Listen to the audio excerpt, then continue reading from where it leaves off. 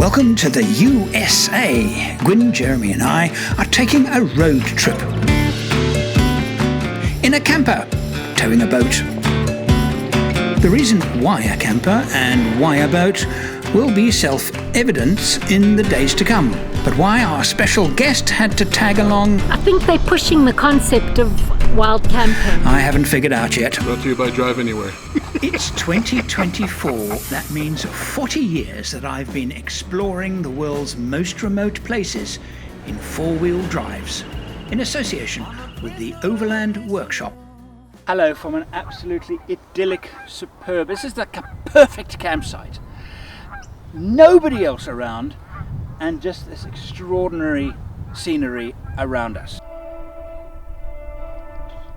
This is a hard-won campsite because we found the distances on the day, during every day, quite trying, and finding remote places is tough in the US. It's tough. This reward. Look at this place. It's like, where do you get salt flat, mountains, snow on them? Probably in Bolivia. How we got here is a 10-day story that I'm about to tell you. But first, meet our good friend Heiner. He's just arrived from Australia and after a generous cavity search has arrived in the USA for the first time. What does it taste like? Like Stella. Welcome to American beer. It's an international thing. And of course, you know Jeremy. You could go very American and go chicken gizzards. What is chicken gizzards? Okay. Literally the gizzards of a chicken deep fried. What are gizzards? It's the thing that digests the stones in chicken throats. Oh, really? Yeah, it's an organ. Oh, all right. Maybe go a little bit less. Yeah, we won't do. I would never order them anyway. You have those Mozzie sticks or jalapeno poppers? Yeah, Mozzie sticks. Hot tots, you haven't had that. And we thought we'd start him on some healthy American food, if there is such a thing. Probably not. Okay, we have to do it. We'll do hot tots. Okay, let's see where I came out. And back at Jeremy's house doing some last-minute electrical work Oh, perfect. on the camper. We are in America, to be precise. Yes. Washington State, just south of Seattle. Yeah. We're working on some Really big stuff. big stuff. Jeremy is looking to get some trickle charge into the camper when it's on the back of the ram. That is the job description at the moment. And we found that this is actually ignition triggered, so it turns on when the vehicle is on, turns off when the vehicle is off. What's that? Holy shit, those are big cables. Heiner will be driving Jeremy's Tundra, and to power the fridge, well, he's decided to build a battery box.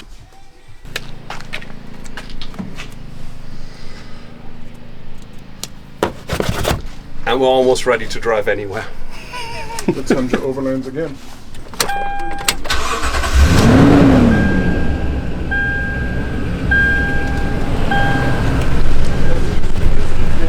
Yeah. I forgot. I've actually got some. I've got some Baja Designs lights in here. I will be helping Heiner with the driving of the Tundra now and again, but Gwyn and I are actually spending our time in the very, very big Dodge. This vehicle dwarfs me. I mean, look at it. I'm not a small person. Well, I am a bit small, but it dwarfs me. Honestly, if you're struggling to find leg room in this, you're just not trying. I've loaded up with all my crap, so yeah. So, and I can Play table tennis. Yeah. Right, I am a little bit worried about the, being such a big car, the communications in here. So I thought I'd give you one of these little UHF radios. What? This might work better. Hello, Gwyn, can you hear me? Gwyn, can you hear me? Damn, she's out of range. Radio check, driving on the right side of the road. Correct. Thanks for confirming. We're gonna head south to. It's about 22-minute drive. We're gonna head south, get on Interstate 5. We're gonna go to a Pacific Pride in a town called Pacific. So follow me to where we're going. Well done, Jeremy. That set the tone for the camping trip. Anything faster than this is a win.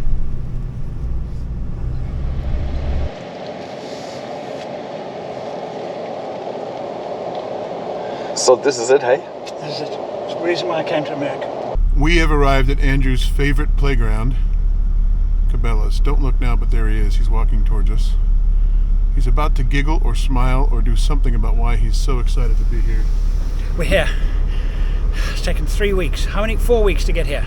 We're finally here. Of all the things we've done in Florida and Honolulu and everything, and in Seattle and Canada, who cares really? We're at Cabela's. And this, of course, is Heine's very first trip to the United States of America and his first true introduction to American culture. I wonder how he's going to handle it. Wow, this is huge.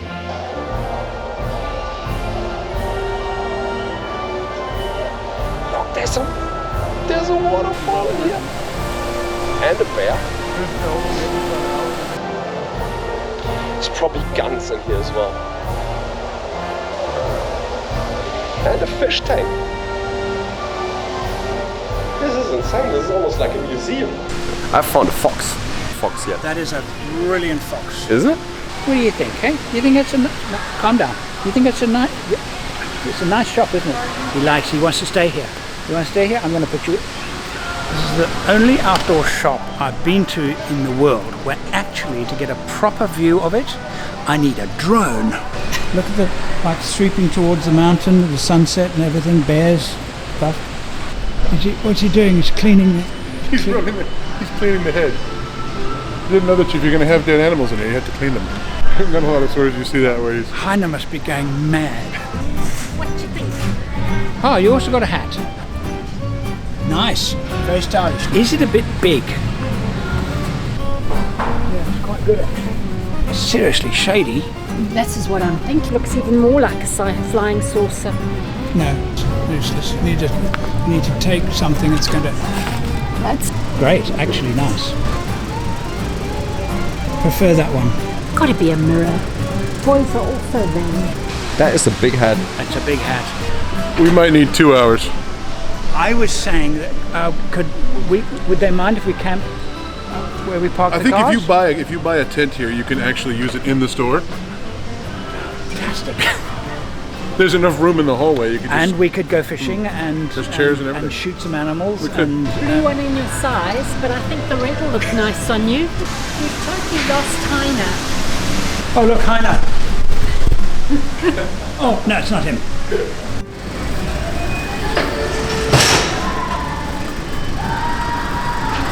It is quite nice. Nice hat. Definitely nice hat. But I said that 40 minutes ago. To be honest with you, I've got so much camping equipment. I'm not a guy that needs more stuff. But I can't leave without buying something. So I bought a little hand warmer that I know. Remember, years and years and years ago, I had that exact same Zippo hand warmer. I have no idea where it went, how it disappeared. But and not that I even need a hand warmer that often, but.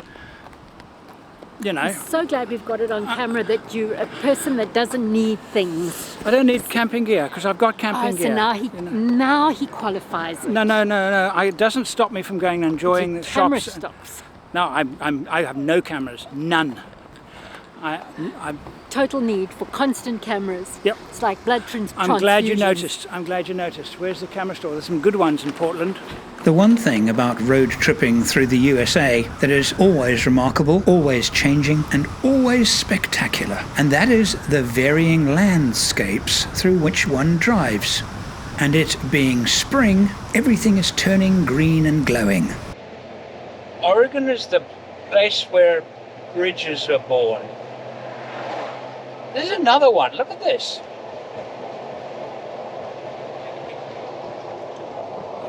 There's one that moves sideways. A bridge.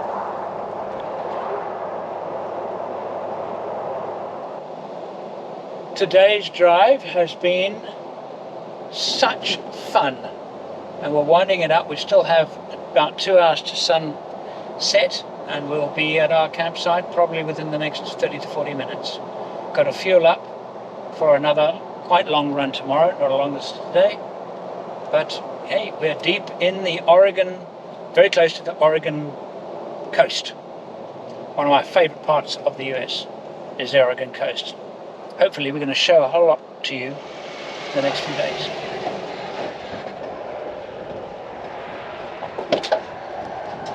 Howdy. First time I've ever seen elk. Yes, it's freezing out here. This is Coos Bay in Oregon. This is Jeremy's very, very nice little camper actually. And guess who's going to benefit from a nice warm cozy bed? We can use this for rubbish if we want, and I'm going to take Us. it out. I'm always intrigued by overlanding in the USA. I mean, it is so different to, and I'm going to make the comparison between Australia and Africa, in that at no time on the drive today, and we weren't driving between major cities, were we more than 20 minutes away from shops where we could get absolutely everything we needed.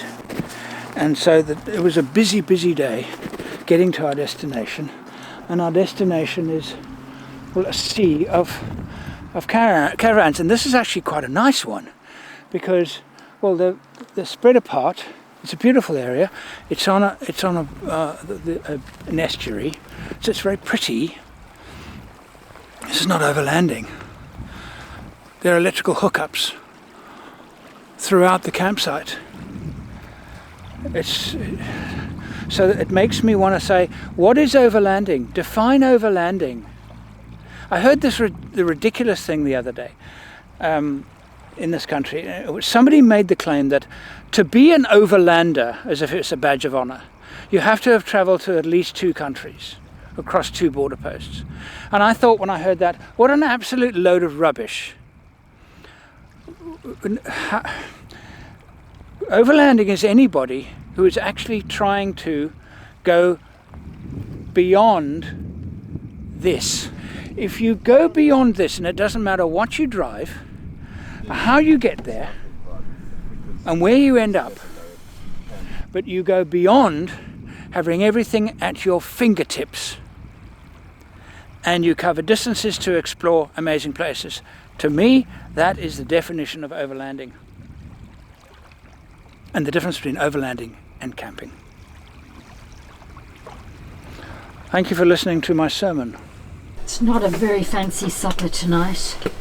We've been driving all day and we're all starving, and we got some kind of ready meals, but they're all frozen. So we're doing this. So what I'm saying is that going overlanding in the US is more difficult than these other countries.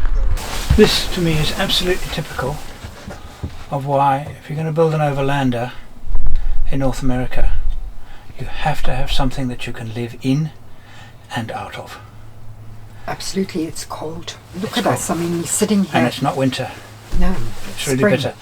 So to enjoy an overland experience in anything but Cooler? high temperatures, because the temperatures vary so much in North America, north to south, east to west, over the year, to be able to do any meaningful overlanding and remain reasonably comfortable without a lot of effort every time you set up camp and pack up camp, you need something that you can live in. Oh, hello. We're at a place. It's quite nice. It's too early. You're going out like that. See what I have to put up with. What are you going to be up to today, Jeremy? We're going to look at a boat. Almost. To the right, to the right. Handbrake? Handbrake. Oh, there we go. Look, a pocket caravan. Look at that. Yeah. That is, I promise you, that is about the same size as my house. You gotta remind me, Andrew, to stay on the right. I will On the right side of the road. I will remind you whenever I see you wandering a little bit. Yesterday we had somebody driving properly. Today we'll have somebody filming properly. Can't have everything at the same time. Woo! See what I mean? We've got traffic left. Keep to the right. Keep to the right. Keep to the right. Here we go. Easy, Tiger. It's almost like this thing's got a throttle controller set on aggressive. Jeremy, the connoisseur of really good breakfasts, has pre-ordered our brekkie because we've got a bit of a time limit this morning, so that's why we've actually left the campsite in a bit of a hurry, a bit of time pressure, but he pre-ordered our breakfast, so we'll probably eat our breakfast on the run. But And it's something very weird. And it's something weird and special. Yes, no, it's called biscuits and gravy. Biscuits. Biscuits and gravy, that's what he's ordered for you. And I've had it before. I'll reserve my judgment until after you've had it. I'm having bacon and eggs. Oh. This isn't the fancy version, but it's pretty yummy anyway. It looks like somebody did eat that before. They just put it back in, just brought it back up. We'll keep you, Heine. Okay. Please explain what you're eating. This is country white gravy with sausage and a buttermilk biscuit. And together, obviously very good for you and tons of protein. Ignore the flour, the gluten, and all the other things. And?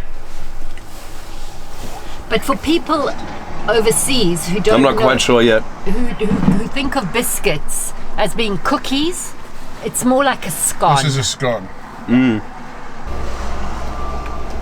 It's a weird taste. A weird taste. It is a very weird taste. I can't decide yet if I like it or not.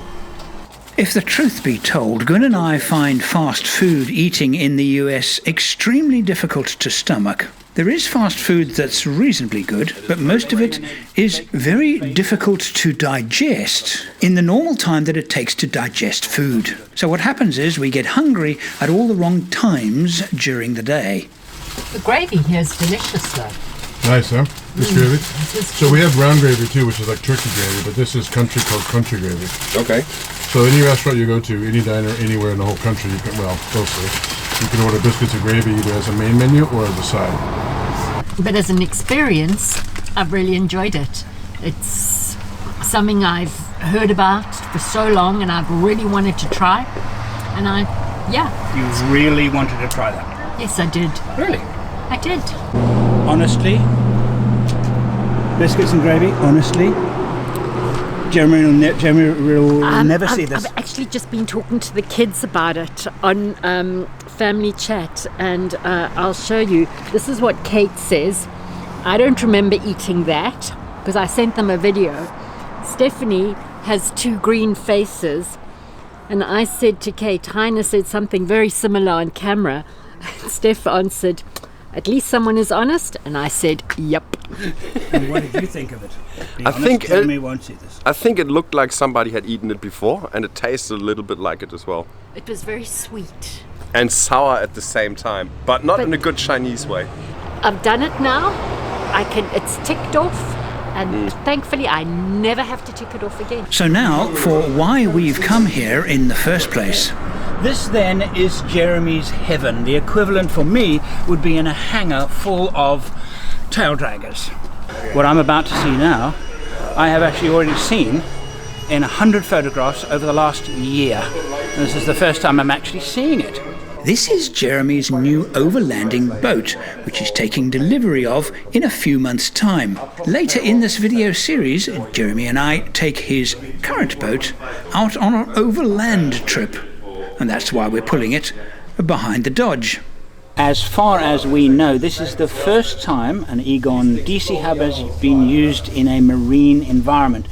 And this boat will be used in saltwater conditions, and this is our test bed. We want to know how well it does in this environment, and of course it's absolutely ideal for this kind of complex wiring scenario, which is more complex than your average overlander or caravan. Oh, really? And looking at this, I can completely understand why people go bonkers over boats. I absolutely can, really. The kit and the potential of a machine like this is every bit as exciting as a four-wheel drive overland vehicle.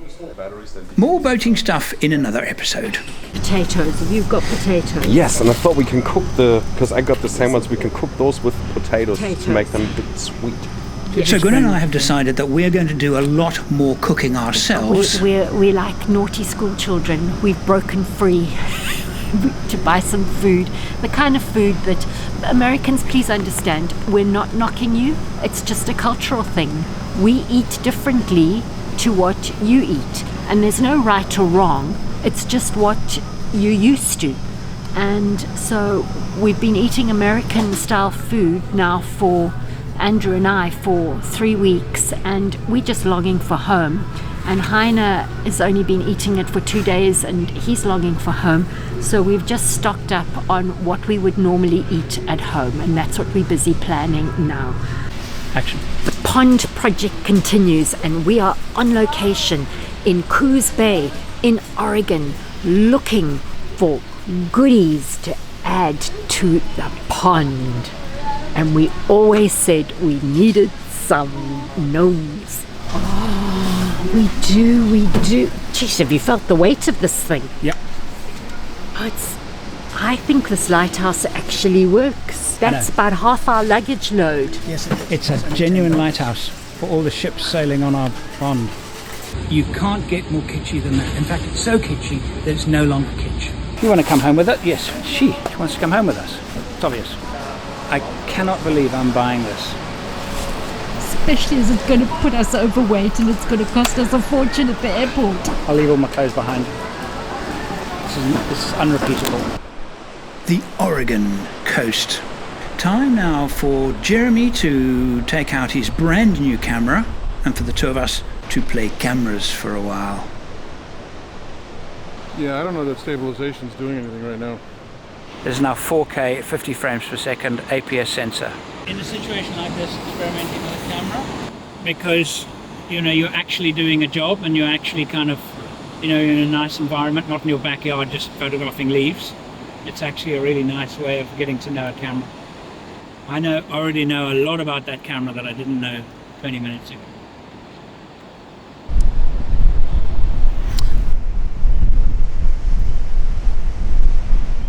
Well, there's good warnings here.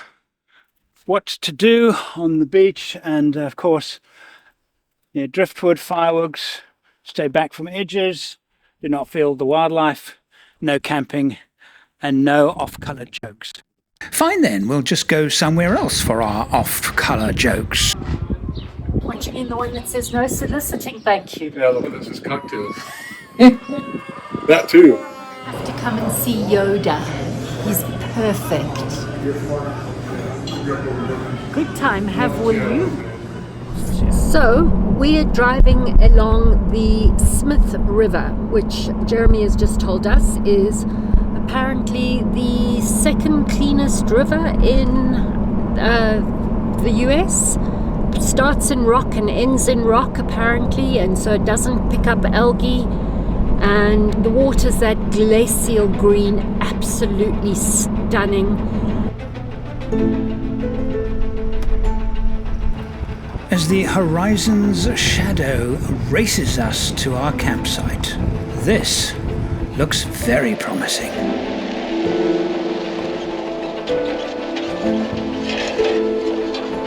Well, after we drove for what feels like 4 days on end, that I can hardly remember because I was sick as a dog for most of the part of it, and we had camp spots. We are now on our first off-road section where I can actually drive on something that is not tarmac, which is nice.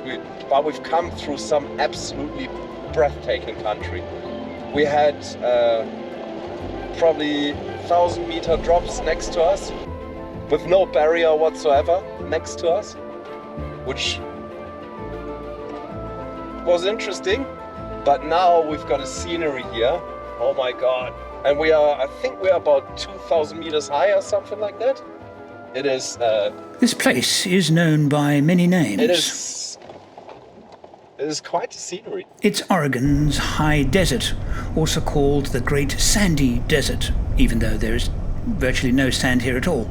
Also called the Rolling Sage Plain and the Artemisia Desert. It's also known as the Empty Quarter, the Great Wide Open, and Oregon's Cowboy Country. The shot of the day, arriving at the camp. The money shot? Yeah. Yes. It's just, do you want to see? I can play it for you. I can play it for you now. I've just sent it to the girls because how can you not share it? I'm so proud of it. It's absolutely stunning. Why do we bother with all these expensive cameras? Well, I've been saying this for a while. I know it's not a popular opinion, but it is my opinion.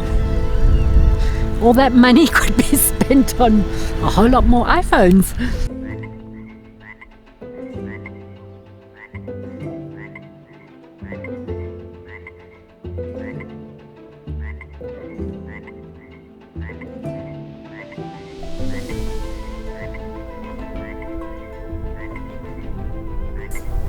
One looks like a youngster, and it looks like Mum with beautiful little ear tufts, and they're both looking down at me, looking up at them.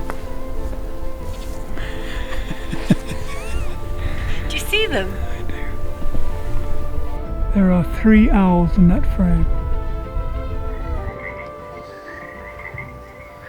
They're the lesser spotted unknown American Oregonum frog. It's a rare treat to find oneself absolutely there's one light. That light in the distance is the only light around us. You get this incredible sense of isolation and remoteness and responsibility to keep yourself in, look after yourself because you're so far from help. I love that excitement. And the owls are still in the trees above us. And I think supper's ready.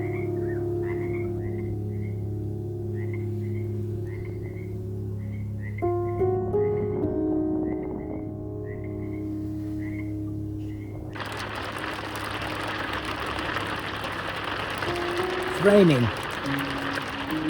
I'm glad to be in a nice camper.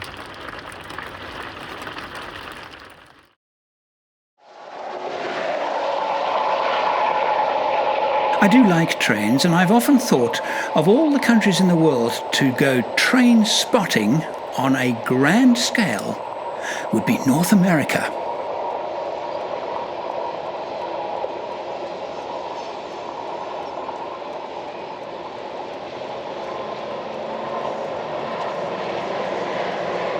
That is a really, really long train. I like trains. So we were just talking about, I'm sleeping in the boat and I'm using it as almost like a little trailer to stay in, and we're carrying stuff with us, like all of our chairs and our eskeys and stuff are in the boat. But I think if your destination is somewhere with water and that's what you want to go do, you kind of have to plan for your boat to go with you. So we've had to do that because we don't have a choice. So as long as you know you can get in and out somewhere, you can turn around and you're not going to beat it up and you've got spare tires and all these things, kind of like what you would do with a normal trailer overlanding. It's working. It's kind of funny because it's acting as a trailer for carrying things. It's also acting as my bedroll. But what's really exciting is at the end of the trek, we're going to actually put it on the lake and we're going to spend a couple of days doing some filming, and I think it'll all be worth it. But watching somebody pull a boat through the desert and parking it in the desert. We just parked a boat in the middle of a sage field on a dry lake bed, and we got some great pictures of it. But I think it's comical. I'm okay with that. Don't care what any of you think, because we need to get it to somewhere else, and I can't just leave it and pick it up later, and I can't just ship it somewhere. So we're towing a boat into the wild with us. One of the advantages, though, of pulling such a big camper and a boat means that we have to stop for fuel regularly. And what I mean by advantage is that we get to see not the postcard America, the America that is, well, America. American America. Let me show you what I mean.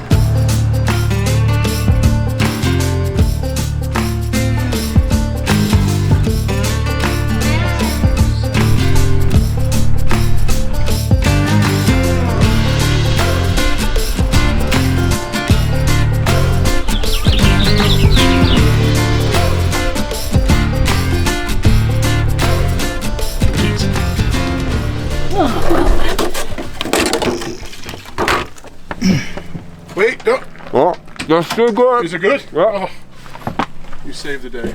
Oh, look what I found. You've been travelling with us all. I thought she's followed us. The White House. We wondered where she went. She was in the White House. She's in the White. Seems like we've had a little squirrel or something come through here. And the tap is leaking. Yeah. Tap is leaking.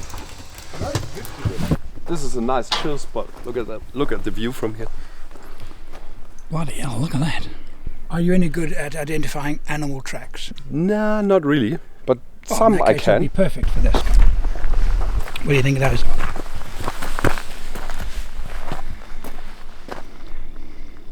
A bear? Or something with claws? Small bear? I'm thinking that it's a large dog, but probably too big for a coyote. I don't think so. It's.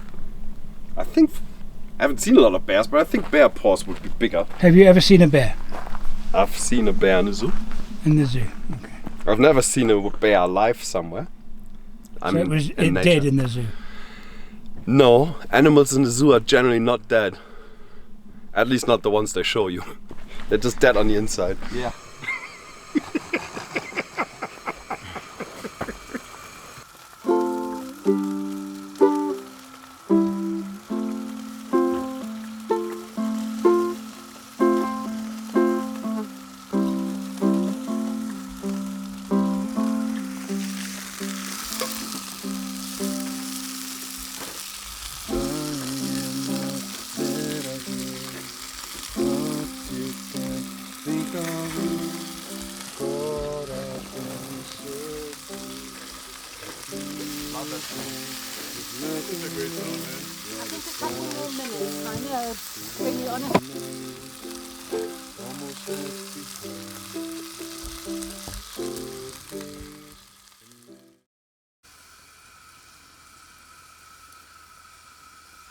Jeremy, where are we this fine morning? We are outside of Ellie, Nevada. I don't know if it's Ellie or Eli. We didn't ask. I think Eli would be with an I, but who knows. We're at the Cave Lake Recreation Area. It turns out there is no Cave Lake right now because the reservoir is empty. So we're camping up on the Elk Flat campground just above that. I think we're at 7,000 feet. People that are from this area are going to know that that's not probably the right number, but it's close. And we have a nice little campsite right off of the highway headed south towards Lake Powell. So we're in the juniper trees this morning, and it's really nice. After a pretty fantastic thunder and lightning storm last night and a lot of rain, we have really nice weather. I think it's 60 out, and we have bacon, so we love it. Our route today will take us to Lake Powell, where we'll finally get to use the boat. This is where I say ta-da to Gwyn for a night. Jeremy and I are going out onto Lake Powell. I'm staying in the camper. Heiner has been sick the whole trip, so he's pushed off and is staying at a hotel in town where he can try and get better. And Andrew and Jeremy have gone off on the boat. I haven't got on the boat because the boat just kills my back. So, not a good idea. So this is it. I'm alone in the camper on the edge of Lake Powell in Arizona. Does it feel weird? Yes, it definitely feels weird. Jeremy and I will be going on an overland boating safari, and after that onto the Overland Expo West in Flagstaff, Arizona. Join us in the next episode for that lot.